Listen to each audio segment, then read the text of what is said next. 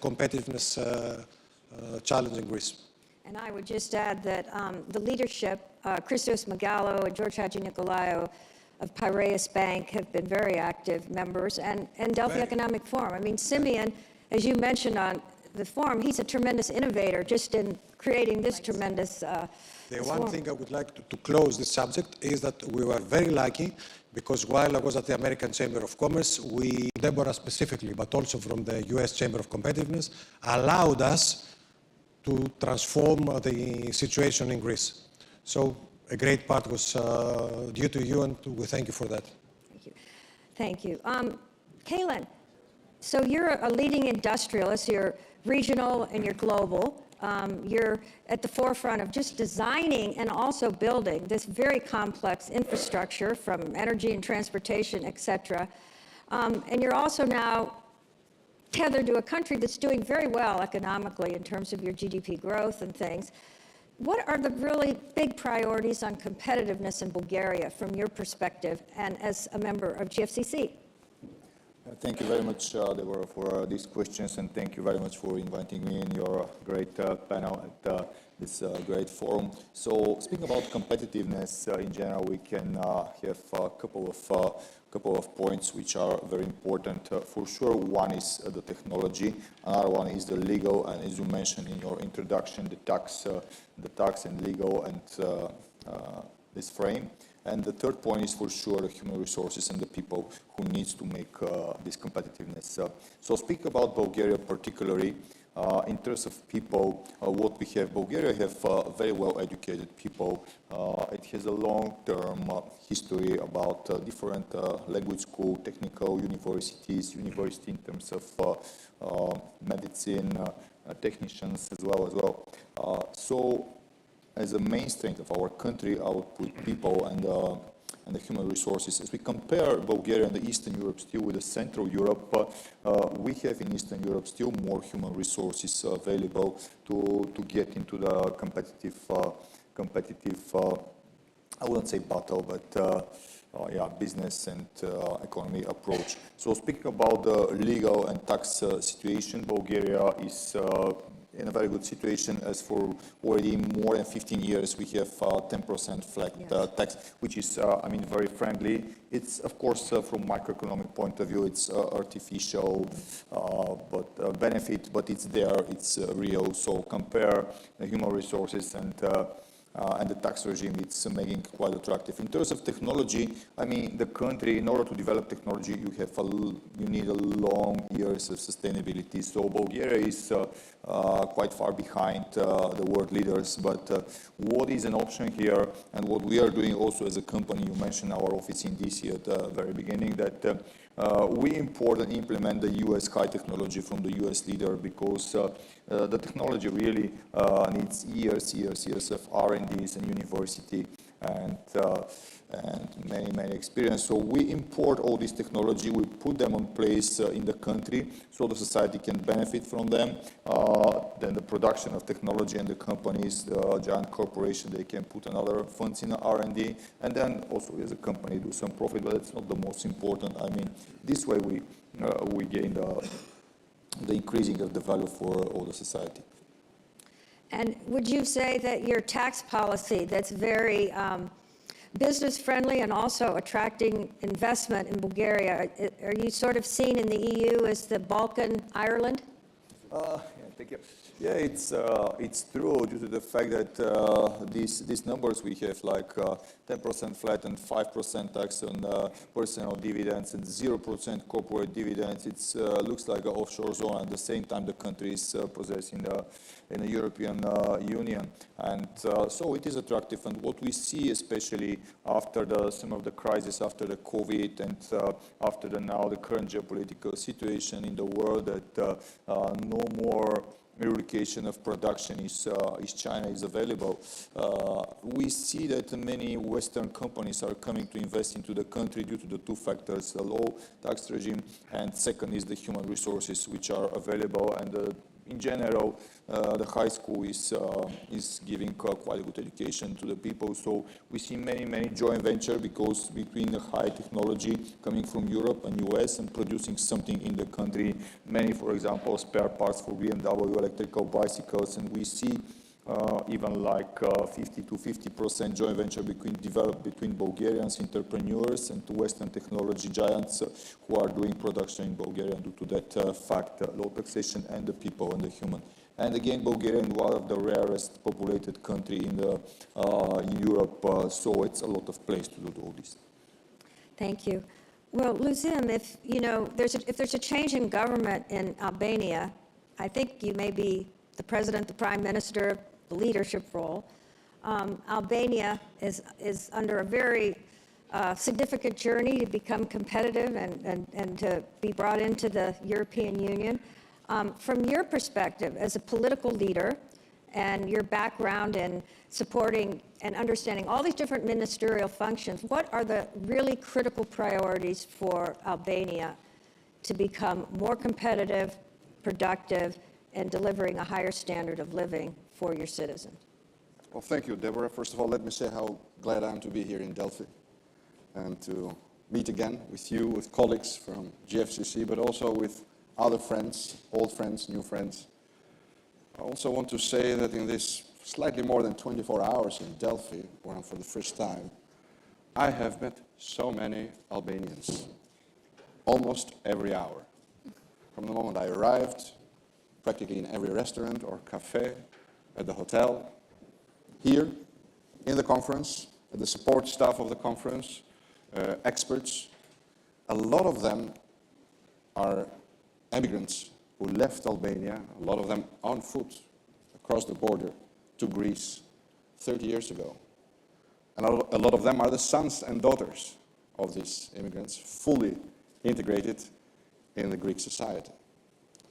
And it reminds me of an 18-year-old who, in 2005, left by a speedboat to Italy, not knowing the language, and now is the owner and the chief executive officer of a company in the sector of technology that is valued in the hundreds of millions, both in the Italian stock exchange and in the New York Stock Exchange. His name is Ulian Sharka. He is now considered to be one of the most successful pioneers in the field of artificial intelligence. He did not know a word of Italian when he crossed the sea. He worked in restaurants, in bars, in cafes, did not have a chance to graduate, but there he is. And approximately at the same time that he did this, a 16-year-old girl left Albania on a scholarship. First to the East Coast, and now from the West Coast. Her name is Mira Murati. She is the CEO of OpenAI, Yes. the owner and the operator of ChatGPT. And what springs to mind is how many potential Mira Muratis or Ulian Sharkas have we failed, and how many are there still to be discovered in Albania? And this is an exciting thought that is very motivating. I think a lot needs to be done in this direction. Albania has currently the fastest growing BPO sector. It's the last newcomer in the sector, but it's the fastest growing sector. Yet there is a lack of coherent policies to support this sector, in particular innovation and technology. And that is the reason, that is one of the motivations behind the formation of the Albanian Council of Competitiveness and Innovation that I'm very excited you're coming to inaugurate to Tirana next month. So it's the sector coming together, both from an enterprise point of view, from an academic point of view, and from a finance point of view, not government at this stage, not politicians at this stage, who want to explore ways in which this sector can grow. That success stories like that of Ulian Sharka and Mira Murati, not because of, but in spite of governments in Albania, can be replicated and multiplied, but also with some form of government support. And the first thing that springs to mind is the need for professional training. Some steps are being taken by the Albanian American Development Foundation. Together with TUMO, they have created the first center where about 1,000 young people are now engaged in technology and AI. But it's not sufficient.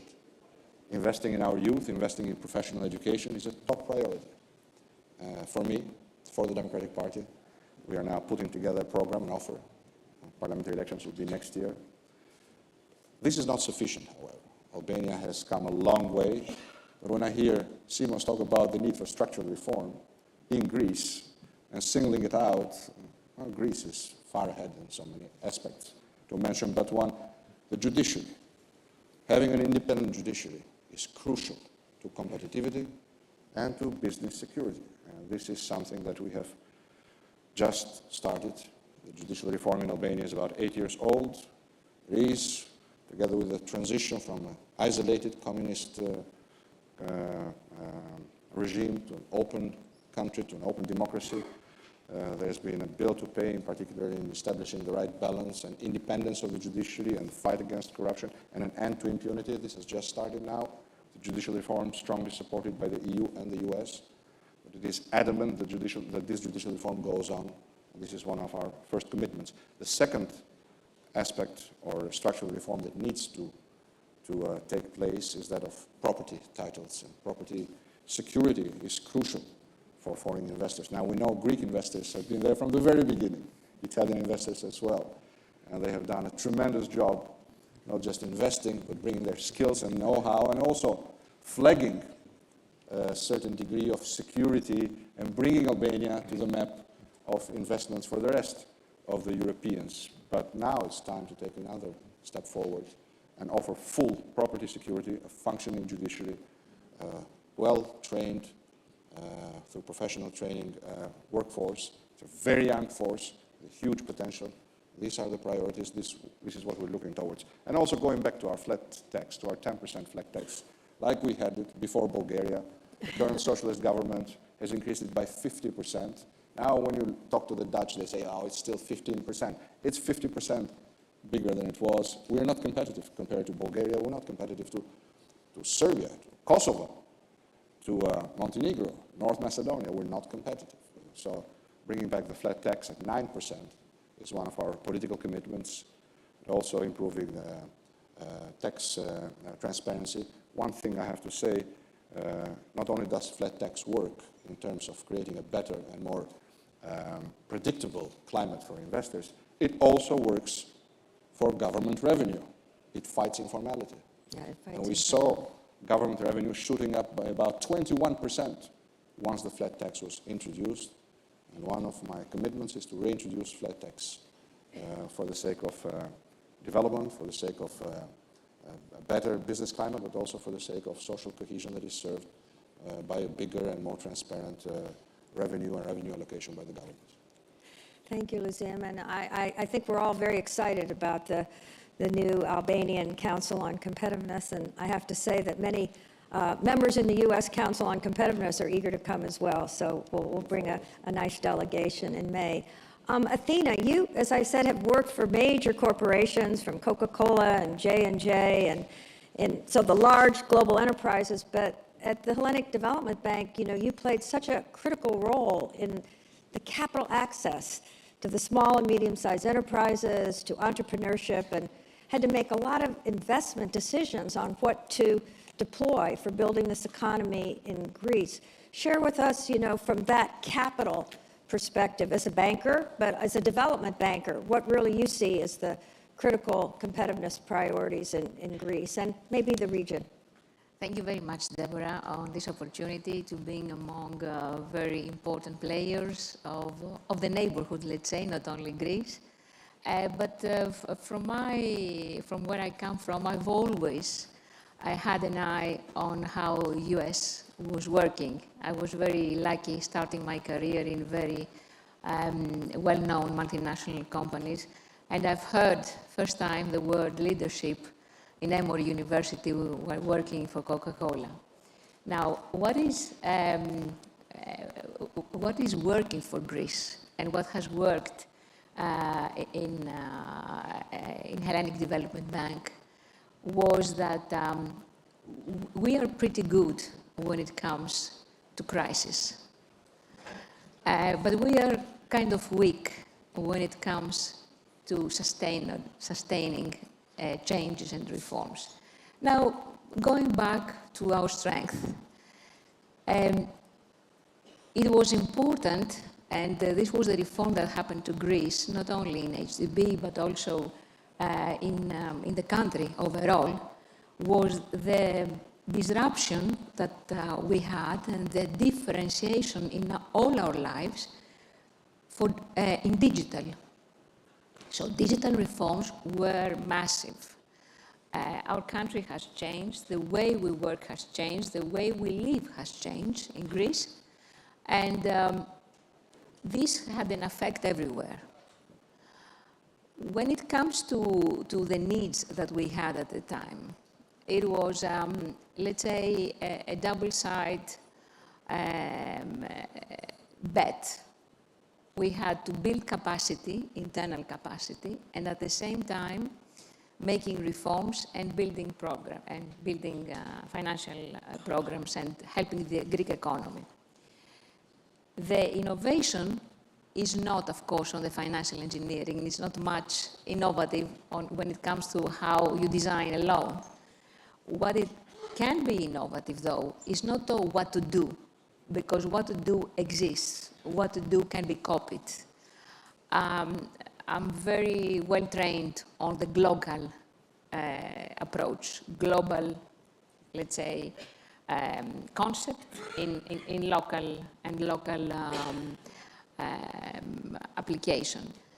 What was important is the how-to, and the how-to was embracing technology and using AI in a way that could transform completely the way we worked and the way we could support the Greek economy. That is the important, and that should be sustained.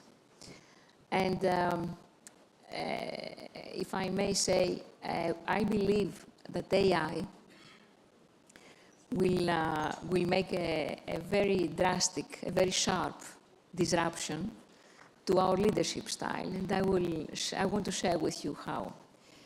Now, we all recall that at some point in our history, probably with the advent of language, leadership acumen transitioned from physical to cognitive skills, putting a premium to cognitive skills, putting a premium on intelligence and expertise at the expense of force and strength. Isn't that right? We remember that in the past, the well built up and the warrior was the one that was winning.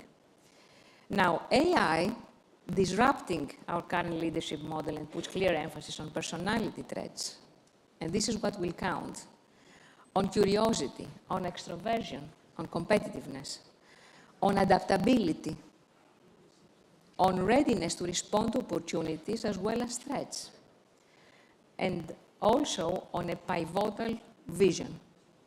So vision is not anymore the way we used to recall it. At the same time, what is important, and what as I've mentioned as weakness, is the engagement. Because what we need to understand, and we sometimes miss, is that the leader ability is to focus on the signals and not to the noise. And this is what we should try to do in many cases, not only policy making, but also in our lives. So all of you have addressed in your national priorities, and each, of course, is different, but there are similarities, the incredible transformations that are underway in not just how people are educated, but how they're learning, how they're developing the critical judgment skills, all the things that enable a young Albanian woman to come and be, the CEO of generative AI. And we know in the United States, there's so many people, first-generation people from Greece that are at the top levels of corporations, and similarly from Bulgaria. And I have to say that years ago, in my work in the U.S. government at the National Science Foundation, I came to Bulgaria and worked with the Bulgarian Academy of Sciences. You have one of the oldest, most prestigious academies of sciences, and I was looking at your website in preparation for this panel, And everything that you're focused on is, just at the cutting edge and really producing major innovation. So let's talk a little bit on competitiveness strategy and the leadership roles you all play. How are we going to transform our educational system? Because, I'll start with U.S. universities. Tremendous research linked to our private sector, our national labs, but in their organizational structure, they're very much like a 14th, 15th century European university. Stovepipes, faculties, they don't like to collaborate. They're very tenured, they're very non-innovative. So what are some things going on in your respective countries on this whole challenge of, I don't want to say higher education, but creating the environment for these young, incredible people to emerge and be leaders? And I want to ask, Simos, you and Athena maybe to start on this, because your Department of Defense has just announced a major new research and development collaboration in dual-use technologies. And that's going to be very interesting to see how that's integrated into your educational system here in Greece. I don't know which one of you wants to start on that, but. Well, What I can tell you is that the idea started something more than a year when we visited Israel. Because the Innovation Authority in Israel is the one that works very close with the defense. Actually, the entity that supports innovation in the Army is called INOFENS, stands for Innovation and Defense. Very dynamic. We were in some meetings, let's say, seeing and experiencing robotics and from bio disruption to technology and communication. That was, of course, before all this kind of difficult situation that is now happening in the area. What is critical is to understand that the Army is a facilitator, is the catalyst. In Israel, the Army procures and asks the Innovation Authority for different challenges, which is something that we saw as an opportunity, which is something that with the human capital that we have in Greece, and we may add in Greece, we could also thrive in this direction. It's a niche market. It's something that can be, let's say, used as a hub. Greece can be used as a hub. I believe that with cooperation of specific faculties of the universities, among which, of course, is engineering, but also finance and technology departments, this can be very unique. Agree? I agree, of course. Well, there were two things in your question. There are bad news and there are good news. I think you chose to address the good news there because the bill on defense innovation is really development for the country. There was a long-standing distortion there that did not allow the Greek army forces to take advantage of the innovation of the technology created in Greece. And the bill comes to rectify the situation. The bad news is that our universities need huge reform. You're standing on the board of directors of DIRI, so I'm sure you know the whole situation about the education system in Greece. What we have is a situation that needs to change, and needs to change now. The government is doing a certain definite move there to allow foreign universities to be established in Greece. You know that we have the limitation from our constitution. This could not be resolved, so there is a bypass nowadays that will probably provide the solution to this problem. And why is this a problem? Because for many years, the universities were not allowed to cooperate with the industry. And this is the major problem. If you cannot bring together business and education, academia, then you cannot create innovation, you cannot have patents, and so on. Greek professors and Greek universities are very capable. They are among the first in Europe on writing papers. Patents, zero. We are the last.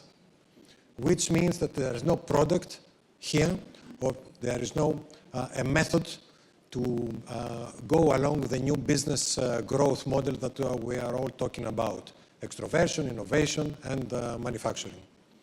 So we need first to address the education situation, bring together the industry with academia, bring new talent into the market, and we can move from there. Now the defense, again, on a brilliant move. Nowadays, they bypassed all of that. They are creating an ecosystem so that they can rely there, they can ask for innovative things from this organization. If they agree, they move forward. If they don't agree, they turn the plan back so that it can be re-innovated, if you like. And eventually, we can have a whole ecosystem that is based on defense innovation. Israel is the most excellent example. From zero, nowadays it become one of the growth drivers of Israel. And I'm not talking only about the defense sector that is really important for a country like Greece also, but I'm talking about extroversion, I'm talking about innovation, I'm talking about bringing money into the country and really be a power in the field. So I've been given the sign that we don't have too much more time, but I want to give both Kayla and Luciv an opportunity to comment on this topic and add anything else. But I want each of you to be thinking what will be your last comment on what would really be your, if you were, I have to say, what would be the right thing? We can't just say queen or king of your countries, but if you could do the magic wand, here we are in Delphi, you know, go see your oracle. What would you want to predict for when we come next year to Delphi Economic Forum? What progress will we have made? So, Kaylin. Yeah, first just a quick jump in the education. Actually, Bulgaria has a little bit stopped back in the education from the 90s to 2020 after the communist regime fell. But for the last 5 years, we have a lot of exchange between business, Western University, Bulgarian University, for example, our company, many industry. We interact with all the university. We interact with Western University. I'm a member of Texas Christian University. They're a member of our company. We go together with the university. So it's a very good point, and the level at the moment is really high. And I like very much what you say just a couple of minutes ago. It's not only about university and teaching, it's about learning and also learning how to live. It's a good point, not only in Bulgaria, but all over the Balkans. The people love working. I mean, it's true for Albania. We have Albanian people in our company. We love working with them. They love, we have also Balkans, Greek, Turkish people also in the whole day. They love working. It's the attitude that the Balkans is positive. So after the learning, they start working, which we have this benefit against, not against, but before the Central Europe, where there is a second generation living, they see their parents in the social service securities, which we don't have in our country. So we love working, and everybody is on that page. So I think that's the main benefit in our region. Thank you. Maybe I'll ask you, Luzim, to add in your highest priority in this comment as well on education. And I know University of Tirana is quite special in other institutions, but... You know, there is a wing in my party that believes that the best service the government can do to industry, to people in general, is to get out of their way. In their ideal world, there is no government. But I believe that when it comes to professional education, education as a whole, and professional education in particular, it's a time to lead. It's a time for the government to lead.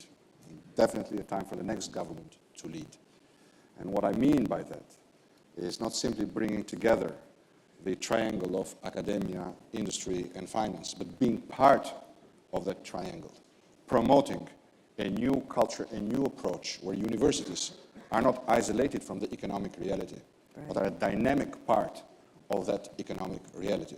And for that to be the case, not only in Albania, but also in other countries, the government has to play a robust role, in particular in Albania, at least for the startup of this new culture for the Albanian universities to truly be part of the triangle and contribute in close concert with the business sector, with the entrepreneurs of Albania. The government has to inject leadership and finance. And that is what I'm committed to, that is what our team is committed to. We believe that Albania will reap the benefits of such an approach. Maybe May next year will be too early because that is about when we have our parliamentary elections, but I'm sure at some point, not too late, we will be back in Delphi, and I'm optimistic that we will discuss the benefits of such an approach. And so the role of government's critical, the role of private sector, academia, our civil society. Competitiveness is a systems integration challenge. There's no silver bullet. And I want to thank everyone on our great panel, but also mention that in November 2024, the GFCC will be in Belfast for our 2024 Global Innovation Summit. The theme is on place-making innovation, and we're also going to have a very interesting site visit to what's happening in Birmingham. Birmingham was the heart of the Industrial Revolution.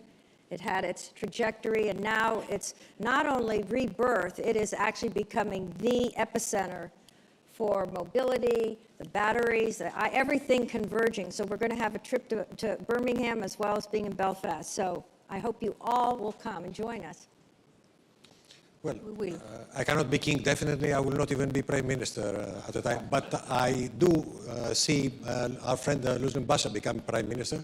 So one thing I wish for one of the next panels is that we have the same composition of the panel with Mr. Basha being here as prime minister of Albania. And I really wish you that. Thank you. We'll all be in Albania for the council. Thank you.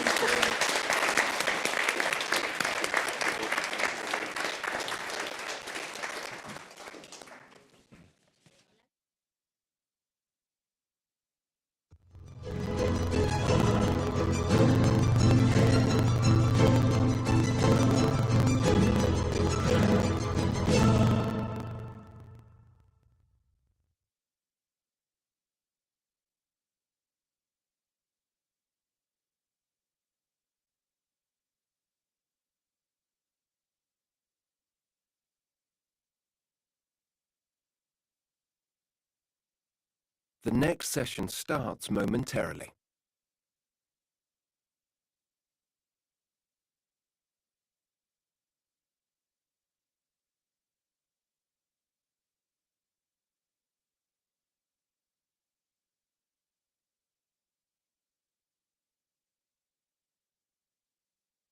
The next session starts momentarily.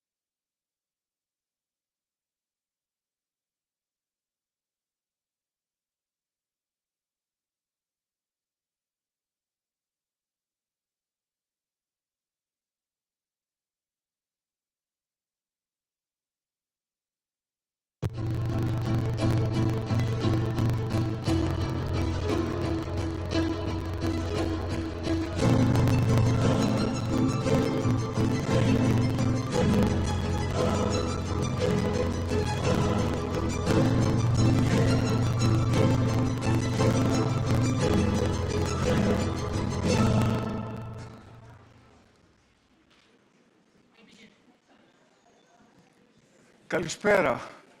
Good evening. I'm Thanasis Platias. I teach strategy and geopolitics at the University of Piraeus, and I will have the privilege tonight to coordinate a panel with 3 top experts to talk about American and Chinese geopolitical tensions and relations. Let me introduce our speakers. Professor Yang Huetong from China. He's a professor of international relations at Tsinghua University.